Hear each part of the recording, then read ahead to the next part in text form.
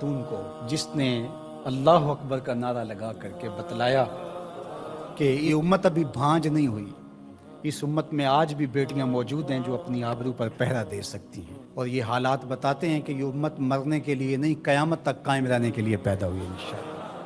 اس دبی ہوئی راکھ میں چنگاریاں موجود ہیں، جو وقت آیا تو شعلہ جوالہ بھی بن جائیں گے انشاءاللہ العزیز۔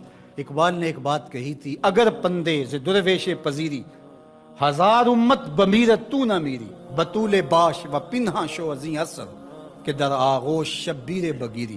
اقبال کہتا ہے اس فقیر کی ایک بات مان لے، ساری امتیں مر جائیں گی، امت مسلمہ تجھے زوال نہیں آئے گا، اور وہ کیا؟ بطول باش، بطول بن جا اور زمانے کی نظروں سے پوشیدہ ہو جا، پھر تیری آغوش میں بھی حسین ابن علی جیسے بیٹے جنم لیا کریں گے، ان کے جانشین تیری گود میں بھی پیدا ہوں گے۔ تو اس لیے پردہ ہماری شناخت ہے۔